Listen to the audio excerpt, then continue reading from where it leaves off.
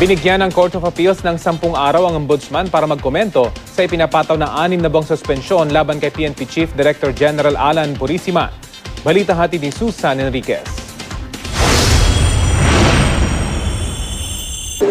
Pinagpapaliwanag ng Court of Appeals si Ombudsman Conchita Carpio Morales kung bakit hindi dapat pagbigyan ang hiling na temporary restraining order ni PNP Chief Director General Alan Purisima. May 10 araw ang ombudsman para magsumite ng paliwanag, kaya hindi muna maglalabas ng TRO ang korte sa ngayon. Tanggap na raw ni PNP Chief Director General Alan Purisima ang pagsuspindi sa kanya ng ombudsman.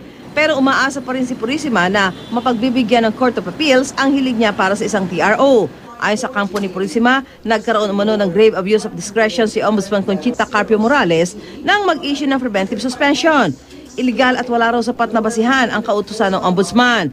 Para na rin daw siyang hinusgahan na nakipagsabwatan sa iba pang opisyal at pinarusahan para rito. Wala pang pahayag dito ang ombudsman.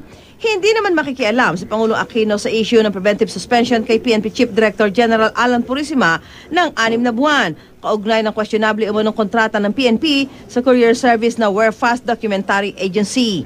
The President will not intervene owing to the fact that the Office of the Ombudsman is a separate entity from the executive. Kinestyon din ang kampo ni Purisima kung bakit si DILG Secretary Mar Rojas ang naghain ng suspension order at hindi ang National Police Commission o NAPOLCOM. Pero si Rojas din naman ang hepe ng NAPOLCOM. Kaya tingin ni Secretary Rojas, taktika lang ng mga abogado ni Purisima yun. Nag-usap kami ni Director General Purisima. Sabi naman niya, oo naman sir, okay naman, sabi niya. Trabaho lang ito, ordinary course of business. Huwag nating palakihin ang regular na gawain. Si Deputy Director General Leonardo Espina ang pansamantalang humalili kay Purisima. Susan Enriquez, GMA News.